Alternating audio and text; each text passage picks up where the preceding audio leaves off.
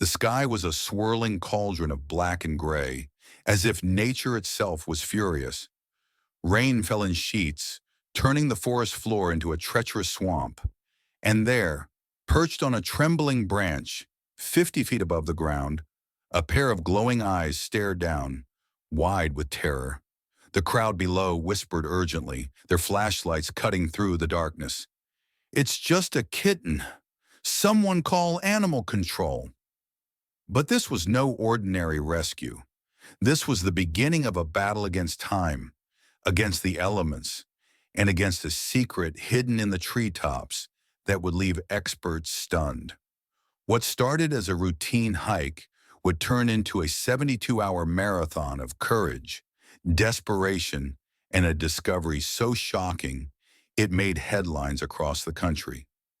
This is the story of Emma Rivera, the woman who refused to leave a helpless creature behind, and the wild truth she uncovered in the process. 3 days earlier, Emma Rivera, a nurse with a soft spot for strays, was walking her dog Max through the quiet woods near the town. The air was crisp, the leaves rustling gently, until Max suddenly froze. His ears shot up, his body tense. Then a sound pierced the calm, a high, trembling cry, like a baby's whimper mixed with a bird's screech. Emma's heart skipped. She squinted into the canopy, and there it was, two glowing orbs locked onto her. At first, she thought it was a baby raccoon, maybe injured. Then, as it shifted, she saw the silhouette of a cat. But something was off. The way it moved was too fluid, too wild. Its tail was longer than any house cat's, its ears too pointed. Emma pulled out her phone, dialing animal control with shaky hands. The response crushed her. "Ma'am, if it's a feral cat, it'll come down on its own. We don't rescue strays from trees." But Emma knew better. This animal wasn't just stuck. It was terrified. And the storm rolling in would be a death sentence. That night, the heavens opened. Wind screamed through the trees. Rain hammered the roof of Emma's cabin. She tossed and turned, haunted by those eyes. At dawn, she raced back, and her stomach dropped. The creature was still there, now drenched, its fur plastered to its tiny body. Its cries were weaker now, barely audible over the wind. Emma clenched her fists. "If no one else will help, I'm doing this myself." Emma wasn't a climber. She was a nurse, someone who healed, not someone who scaled trees. But desperation breeds courage. She borrowed a rickety ladder from her neighbor, rigged a makeshift harness from old rock climbing gear, and prayed it would hold. The first 10 feet were easy. Then the wind hit.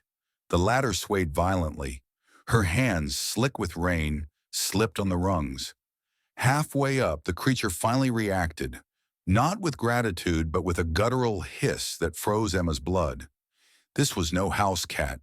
This sound was primal, wild, and it made the hairs on her neck stand up. Then, crack! A branch beneath her foot snapped. Emma screamed, flailing for the trunk as the ladder teetered. Below, a small crowd gasped. Someone shouted, "Call 911!" The fire department arrived minutes later, their floodlights illuminating the scene. "Ma'am, come down now!" yelled a firefighter. "This isn't safe." Emma looked up. The creature, now visibly shaking, locked eyes with her, and in that moment, she made her choice. "I'm not leaving it," she yelled back. "Not like this." For 2 more days, Emma lived in that tree. She tied herself to the trunk with ropes, hauled up food and water in a backpack, and wrapped her jacket around the trembling animal during the worst of the storm. Slowly, the hissing stopped. The creature studied her, its piercing eyes unblinking. On the 3rd night, as lightning lit up the sky, the impossible happened. It crawled into her lap, its tiny body shuddering with exhaustion. Emma didn't dare breathe. "It's okay," she whispered. "I've got you." The wildlife rehab center was in chaos when Emma arrived, the kitten wrapped in her sweatshirt. Dr. Alvarez, a seasoned vet, took one look and dropped his clipboard. Emma, where did you find this? The creature's features were undeniable. Oversized paws built for climbing, jet black rosettes speckling its golden fur, and eyes that gleamed like liquid amber. This isn't a domestic cat, the vet said slowly.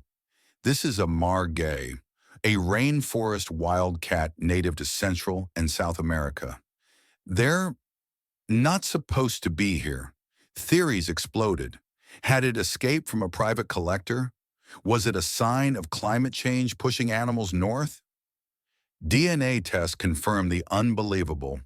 This margay's lineage was wild, not captive, and its species hadn't been seen in the region in over a century. News crews descended. Headlines screamed, "Local nurse discovers lost jungle cat." But for Emma, the real miracle was watching. Mira, the name she gave her, short for miracle, take her first steps into a sanctuary enclosure, her wild eyes finally calm.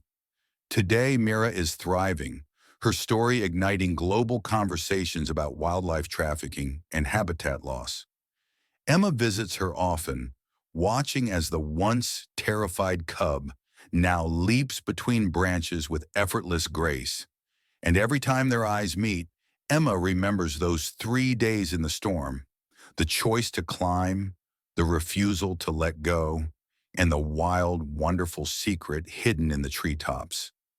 Because sometimes heroes don't wear capes. They just look up and decide to climb. What would you have done in Emma's place? Let us know in the comments, and don't forget to subscribe for more unforgettable rescues.